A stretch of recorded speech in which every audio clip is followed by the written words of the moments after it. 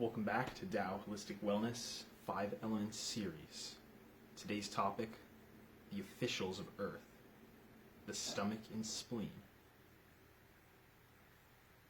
In the last 5 Elements video, we talked about Earth is the center of the system. It's where the 5 elements come together. And as this is in nature, with midsummer being the point that yin and yang turn around, hot and cold, winter to spring, it is also the pivot in the body, which manifests in the stomach and the spleen. The spleen being the yin half we could consider like the actual physical thing itself.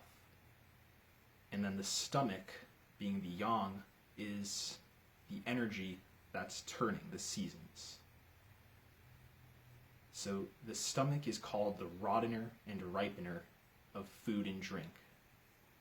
Everything we ingest passes through the stomach, and the effect it has takes place upon the spleen.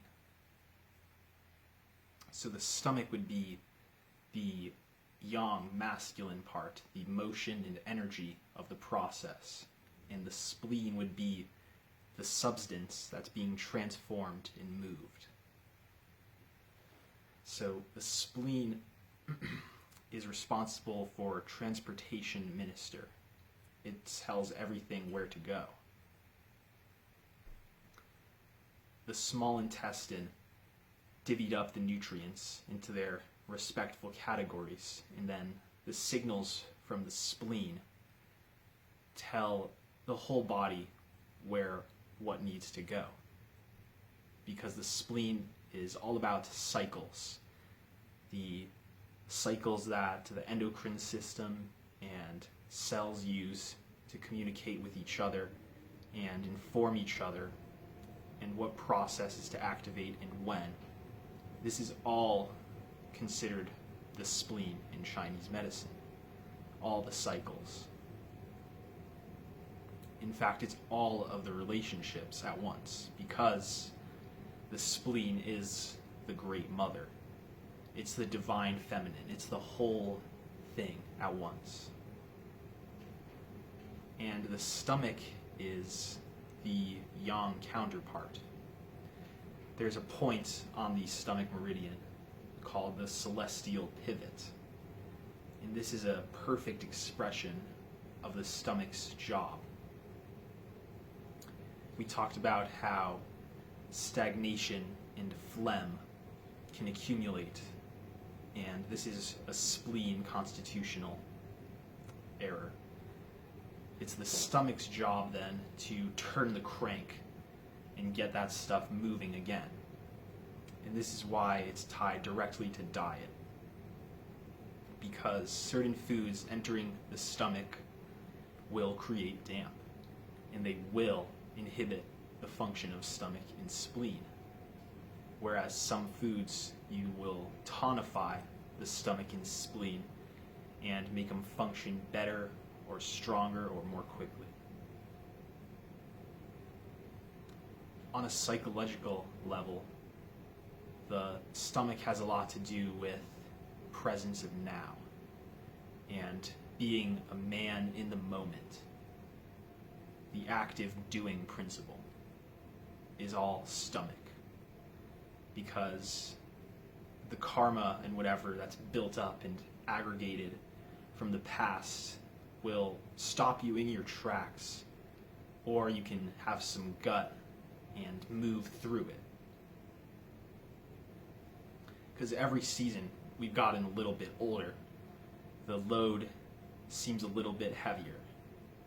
But if our stomachs are good, then this is part of the process of personal development, and we'll be able to crank and turn better than ever. We'll be stronger than before and more capable of moving through those challenges.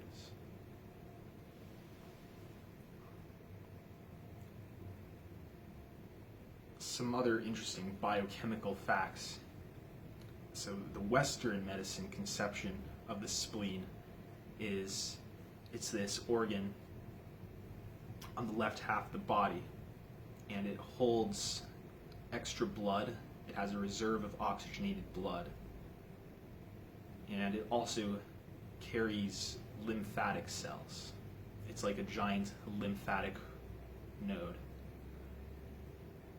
And the lymph system is like a set of rivers around the body, apart from the cardiovascular system, that takes the toxins and waste products from cells and squeezes them through and removes them from the body. The lymphatic system is part of the immune system. And the stomach is, in Western medicine, the first stage of digestion.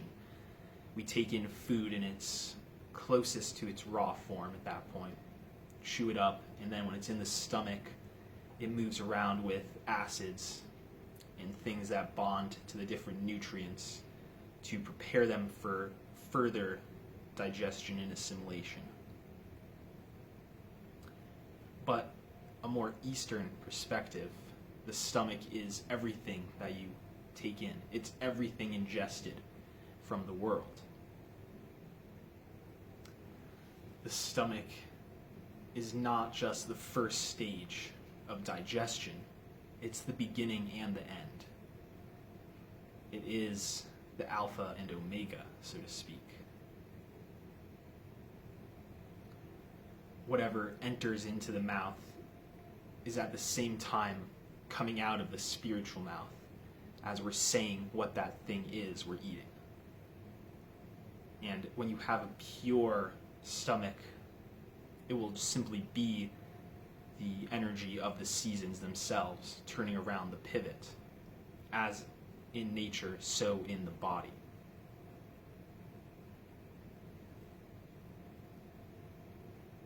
So the stomach as a spiritual organ is really what everything is happening in. It's the same emptiness in the yang organ of the stomach that is the space all around. And at the same time, that yang at its extreme is the yin of the spleen, which is the mother, it's the earth, it's everything tangible that has corporeality. Some ways to improve the health of the stomach and spleen. For the stomach, it's all about diet and not just what you eat, but when, and correct timing to be in sync with the start and end of the day, to kind of have a regularity to these things will be healthy for both the spleen and stomach.